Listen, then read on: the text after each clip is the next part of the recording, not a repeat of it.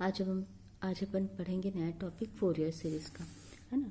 Fourier series का main application होता है हीट कंडक्शन में, इलेक्ट्रोस्टैटिक्स में, मैकेनिक्स में, बहुत सारे टॉपिक में अपन इसका यूज़ कर सकते हैं, है ना।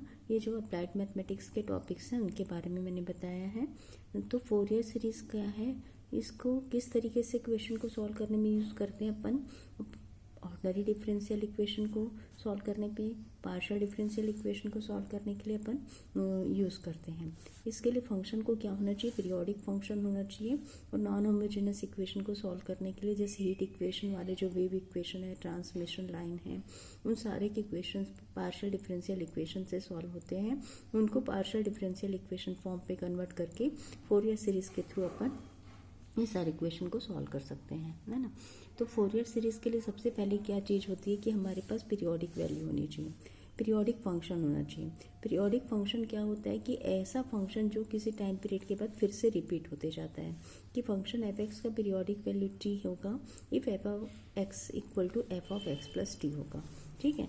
For all x and t is the smallest positive number for which this relation hold, then t is called a period of f of x. इसको दो तरीके से नेगेटिव पॉइंट से भी लिख सकते हैं, पॉजिटिव पॉइंट से भी लिख सकते हैं। मतलब f x equal to f x minus t, f x minus two t, f x minus n t भी हो सकता है, f x plus t, f x plus two t up to n plus. मतलब total ये समझना है कि T periods के बाद वैल्यू क्या होती है, रिपीट होती है, ठीक है। जैसे कि अपन पीरियोडिक फंक्शन बोल रहे हैं, पीरियोडिक फंक्शन में जनरली अपन ट्रिग्नोमेट्रिक फंक्शन लेके चलते हैं, जैसे sine x, cos x, sec x, cosec x. इसकी पीरियोडिक वैल्यू 2 पाई होती है क्योंकि 2 पाई के बाद फिर से वैल्यू रिपीट होती जाती है। और tan एक्स और कॉट एक्स ट्रिग्नोमेट्रिक फंक्शन का जो पीरियोडिक वैल्यू होता है वो पाई होता है, ठीक है। तो हम क्या करते हैं, फोरियर सीरीज में फंक्शन को ट्रिग्नोमेट्रिक फंक्शन सीरीज के फॉर्म पे अरेंज करते हैं, वो भी साइन और कोसाइन के फॉर्म पे। और टेलर और मैक्लॉरिन सीरीज में जो भी फंक्शन है उसको अपन क्या करते हैं, अलजेब्रिक फंक्शन फॉर्म पे कन्वर्ट करते हैं, ठीक है। तो यहाँ पे जो हमारे पास पीरियोडिक वैल्यूज हैं वो किस तरीके से डिफाइंड होती है, देखना। साइन और कॉस के लिए बस डिफाइन कर रही हूँ, साइन एक्स कॉस एक्स है तो 2 पाई, साइन 2x कॉस 2x है तो 2 pi by 2, sine 3x sine cos 3x है तो 2 pi by 3, sine N x cos N x है तो 2 पाई बाई एन होता है। और इसके फोरियर सीरीज का फॉर्मूला अपन लेके चलते हैं। Fourier series of function of f x is defined by a naught by 2 plus summation of n equal to 1 to infinity n cos N x plus b n sine N x होता है।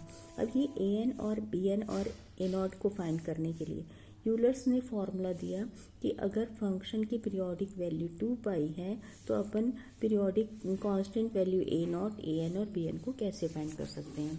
इसको prove कर सकते हैं, लेकिन अपन direct formula use कर रहे हैं कि ए नॉट को फाइंड करने के लिए वी राइट हियर 1/पाई। 1/पाई कैसा होगा, अपर limit minus lower limit divided by 2। तो upper limit alpha plus 2 pi minus lower limit alpha by 2 मतलब पाई।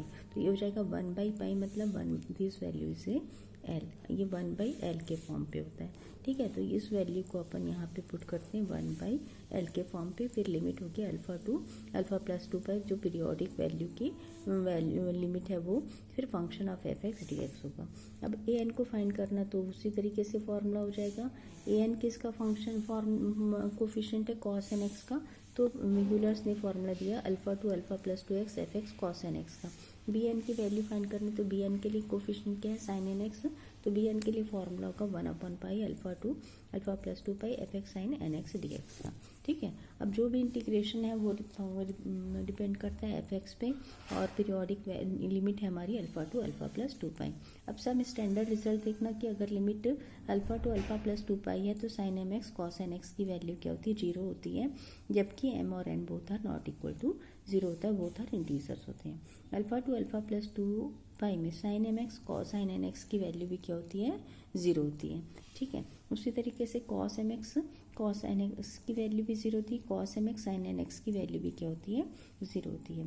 Cos m x D x की वैल्यू भी क्या होती है, 0 होती है। Sine m x D x की वैल्यू भी क्या होती है, 0 होती है। कॉस, है ना, इस तरीके से सारे टर्म्स पे वैल्यू क्या होती है, 0 होती है, जहाँ पे एम और एन बोथ क्या करते हैं, इंटीजर को डिफाइन करते हैं, ठीक है। तो इसके रिलेटेड अपन एक क्वेश्चन कर लेते पहले यहाँ पे।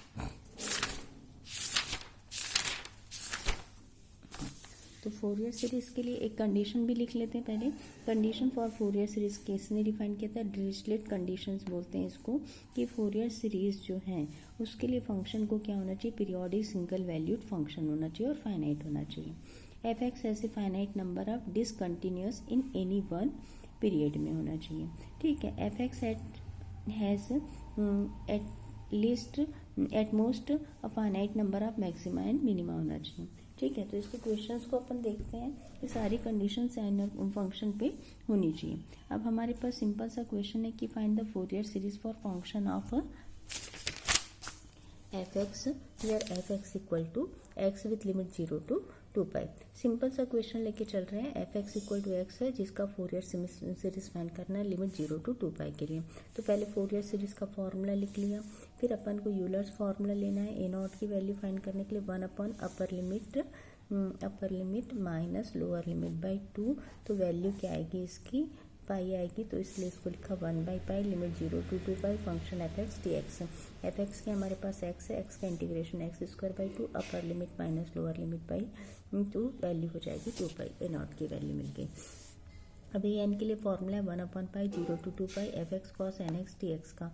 एफ एक्स की वैल्यू एक्स है, cos N x d. Product rule को यूज करेंगे। First function integration of second function minus differentiation of first function, again integration, तो कोसाइन का इंटीग्रेशन तो होने से प्लस हो जाएगा cos N x by N square. Limit 0 to 2 pi है। फिर से यहाँ पे देखना साइन 2 पाई 0 होता है, साइन कॉस 0 0 होता है, तो ये फर्स्ट पार्ट कंप्लीट क्या हो जाएगा? 0 हो जाएगा। केवल कॉस पे वैल्यू पुट करेंगे, cos 2n pi minus cos 0, तो ये भी वैल्यू क्या हो जाएगी? 0 हो जाएगी। तो पूरा कंप्लीट ए एन की वैल्यू क्या हो गई? 0 हो गई। अब बी एन की वैल्यू देखना 1/x limit 0 to 2 pi F X sine N X से।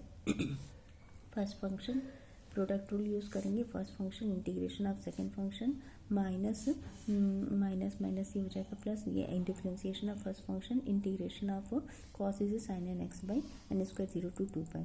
इससे क्या हो जाएगा? ये पूरा कंप्लीट टर्म क्या हो जाएगा? 0 हो जाएगा।